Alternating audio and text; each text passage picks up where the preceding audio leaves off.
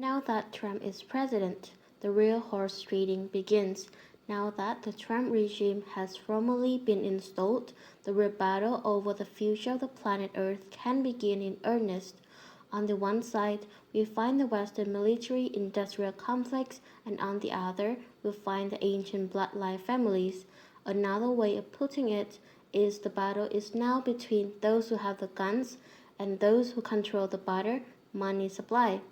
Yet, a different lens for analyzing the upcoming struggle is to see it as China, Asia versus the US, the West. However, that is too simplistic.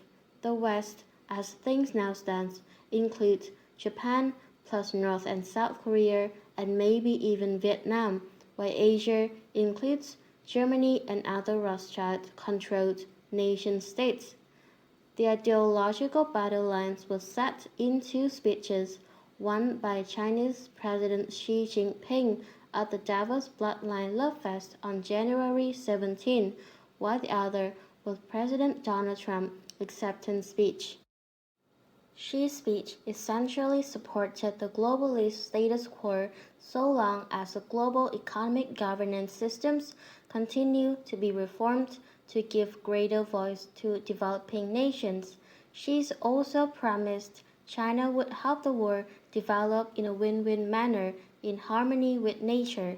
Of course, China has been by far the greatest beneficiary of the current system, so the bloodline globalists have asked for Chinese protection now that a backlash against them has begun in the West. Trump's speech bemoaned how the American middle class has been destroyed and U.S. industry gutted by the globalists and promised to restore American industry and infrastructure.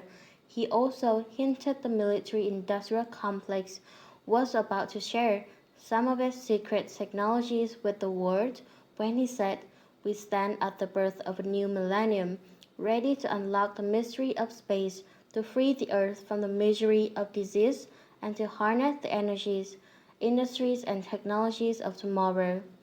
Overall, it does not sound like we are being set up for a world war or a clash of civilizations, but rather we are seeing reasonable bargaining positions being laid down by both sides in advance of final negotiations for setting up a new, improved system of running the planet. The Asians want a bigger say for the non-European world. The West wants their industry and middle class to be rebuilt in exchange for the release of hidden technology. It sounds like a win-win solution can be reached without too much table pounding and shouting.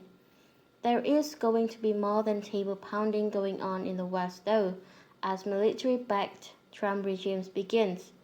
The CIA, in anticipation of investigation and disclosure, has already released 13 million pages of documents, but Pentagon sources promise new CIA chief Mike Pompeo will purge and reform the agency and force even more and full disclosure. Trump went to Langley, CIA headquarters, to tell the CIA that the military is with him. He will add 1,000 more new agents while purging the bad guys, the sources say. Top General Joseph Dunford returned from Paris and Brussels meetings with NATO to oversee Trump's security at the inauguration, backed by millions of bikers, cops, vets, and the National Guard, the sources continued. Also, the Pentagon sources say that it is no accident that General James Mattis was confirmed as Secretary of Defense and fellow Marine General John Kelly to run the Department of Homeland Security on January 20, as they were Danforth's bosses in Iraq, and these three top Marines are Trump's Praetorian Guard. The first real thing Trump did after assuming power was to go to CIA headquarters with his Praetorian Guard. On the surface, he promised the CIA 1,000% support, while underneath the surface, according to the Pentagon sources, Trump gave the CIA an ultimatum to stop drugs, arms, children trafficking, drowning lies, dirty tricks, political corruption, subversions and to focus on human and open source intelligence for the whole of the government, and to provide counter intel on rivals and Israel or else. The Trump military government is also planning to force military contractors like Boeing or Lockheed Martin to cut fraud, waste, and abuse, and they may even be nationalized, like in Russia, the sources say. The handover of the drug dealing part of the CIA's Mexican henchman Joaquin El Chapo Guzman just in time for the Trump presidency was timed to send a clear message. They say Guzman is telling all he knows about where all the secret Nazi faction drug money is flowing, they say. The Bloodlines families are not taking this all without a fight and have been financing and organizing anti-Trump demonstrations around the world.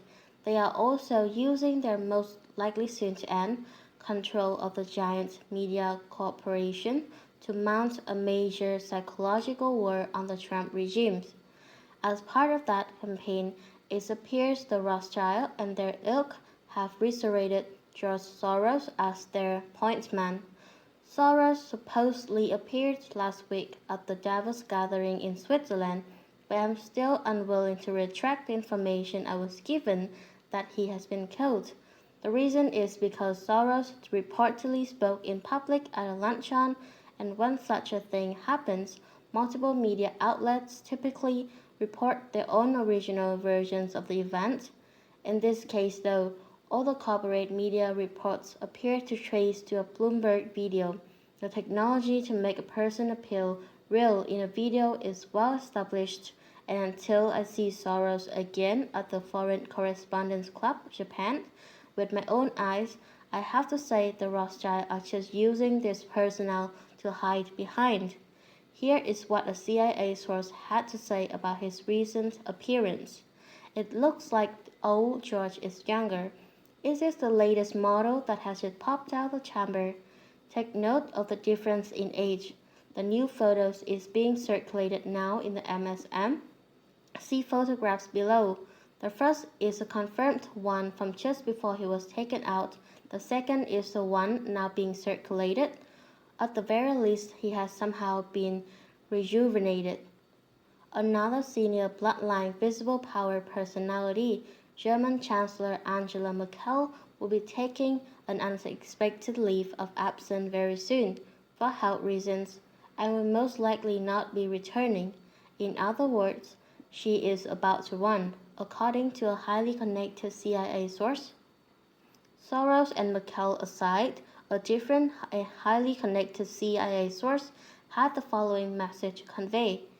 The dark forces were just as strong in Antarctica as the forces of light. It is the last holdout for the bad guys and their types. The source, who is a direct relative of a famous World War II admiral, also has some X-Files to say. Namely that two timelines are converging now, and when that convergence is finished, we will have full disclosure. This is why all the major world leaders went to Antarctica and continue to arrive every day. The ancient lost cities is already in view. This is what I have been calling the base in earlier transmissions and discussions. Everything is there, and the elites have been arriving by their special craft, not only to seek protection from being arrested, but also to try and make a deal with the galactics who are in control of the entire area now. There are those in the top ranks of the elite who are in the city now and attempting to make a deal to get into the healing chambers, Kissinger included. Incredible claims require incredible proof, and when this writer demanded a chance to go to Antarctica to see for himself, he was told that would be arranged. If I do go, I'll bring cameras and recording equipment and share what I have found with the general public.